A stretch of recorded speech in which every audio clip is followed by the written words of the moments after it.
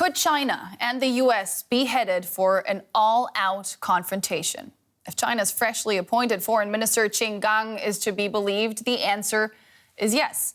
At his first press conference in the post, he slammed Washington's approach of competition without conflict and warned that the current dynamic threatened global peace.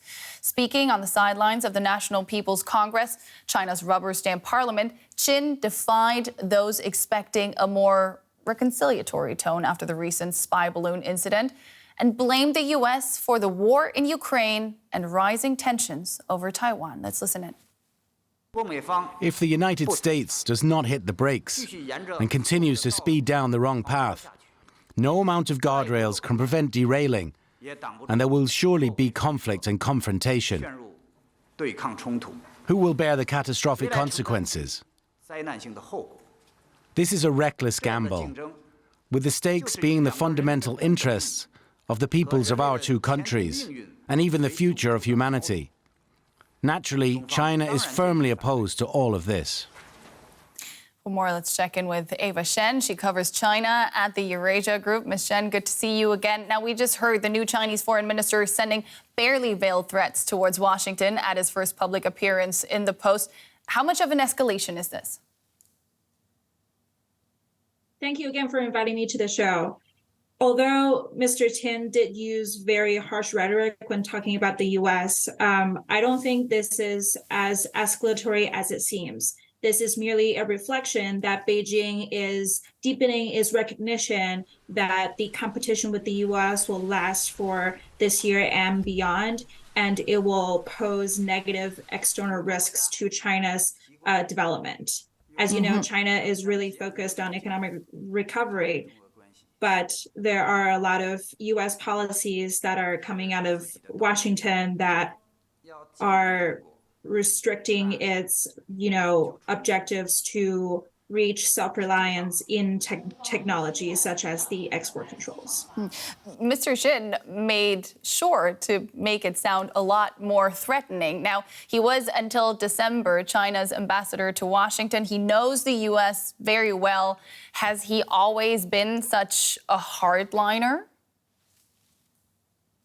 I think Mr. Qin is more of a complex figure. So under, Xi Jinping thought in Chinese foreign policy, China is expected to be assertive to maximize its interest on the international stage.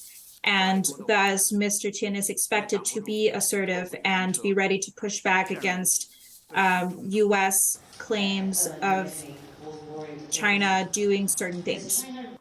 And so Mr. Qin's remarks in this press conference is certainly very harsh. But also, if we see at the end of his term as the ambassador to the U.S., he actually posted some pretty friendly Twitter posts in terms of asserting his belief that the U.S. people are good and that he has faith in a friendly U.S.-China relationship. But because of the balloon incident and also recent U.S.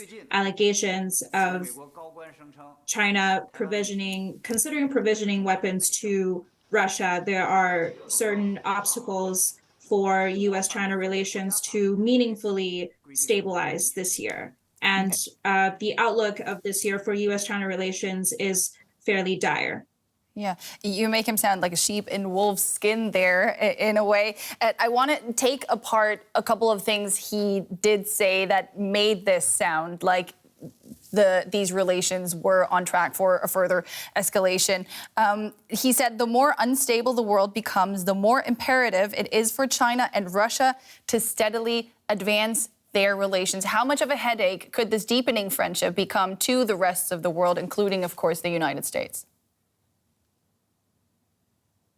Yes, China is going to continue its friendly relations with Russia, but it is unlikely to deliver lethal military aid to Russia because there will certainly be a very harsh U.S. sanction response, as along with a hardening attitude toward China in Europe, which is what Beijing does not want to see.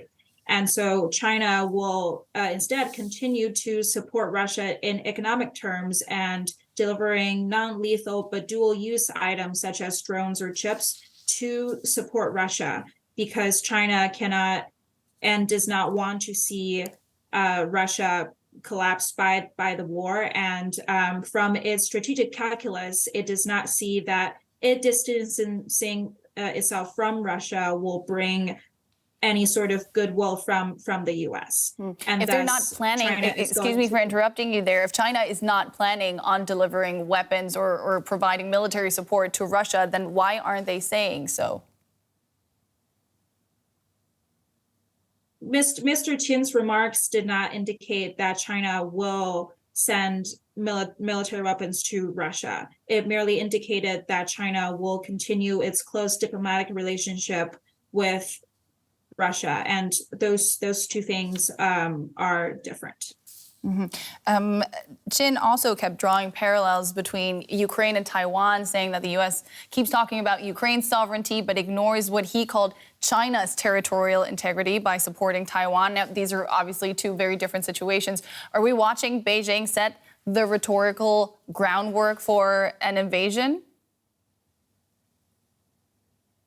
I don't necessarily interpret to be so, because the Chinese anti-secession law that was already passed in 2005 and has been in existence for almost 20 years at this point. And Mr. Qin's mention of the law does not indicate that Beijing is planning for an invasion this year or in the next couple of years. China does not yet have the military capability to execute such an invasion. And also the president of the Russian invasion of Ukraine has sobered China to an extent that China will certainly face a harsh sanctioned response if it tries to execute an invasion of Taiwan. Thus, based on these factors, I think that Beijing will not contemplate about invading Taiwan, this year. Ava Shen of the Eurasia Group, always great speaking to you. Many thanks for your time. Thank you.